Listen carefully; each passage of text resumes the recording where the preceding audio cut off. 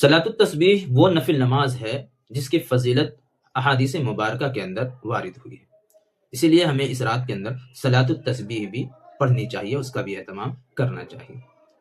روایتوں کے اندر آتا ہے کہ صلاۃ التسبیح پڑھنے سے 10 طرح کے گناہ معاف ہو جاتے ہیں، اگلے گناہ، پچھلے گناہ، پرانے گناہ، نئے گناہ، جان بوجھ کر کے گناہ، غلطی سے گناہ، چھپ کر کے گناہ، پوشیدہ طور پر گناہ، اس طریقے سے 10 قسم کے گناہ معاف ہو جاتے ہیں۔ اسی لیے ہمیں چاہیے کہ اس کا اہتمام کریں۔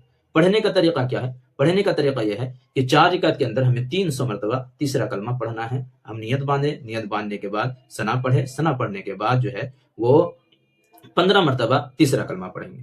اس کے بعد سورہ فاتحہ پڑھیں، سورت پڑھیں، پھر 10 مرتبہ تیسرا کلمہ پڑھیں گے۔ اس کے بعد رکوع میں جائیں گے، رکوع کی تسبیح پڑھنے کے بعد 10 مرتبہ تیسرا کلمہ پڑھیں گے۔ رکوع سے جب اٹھیں گے تو پھر 10 مرتبہ تیسرا کلمہ پڑھیں گے۔ سجدے میں جائیں گے تو سجدے میں جانے کے بعد سجدے کی تسبیح جو ہوتی ہے سبحان ربی الاعلی پڑھنے کے بعد پھر 10 مرتبہ ہم تیسرا کلمہ پڑھیں گے۔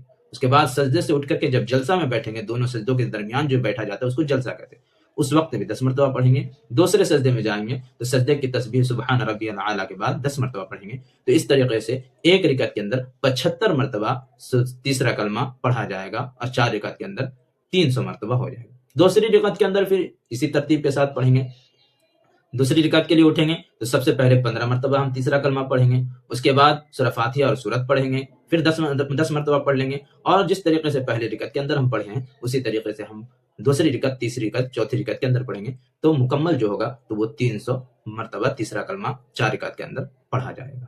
ہمیں اس طریقے سے پڑھنا ہے اور صلاۃ التسبیح کے اہتمام کرنے ہیں۔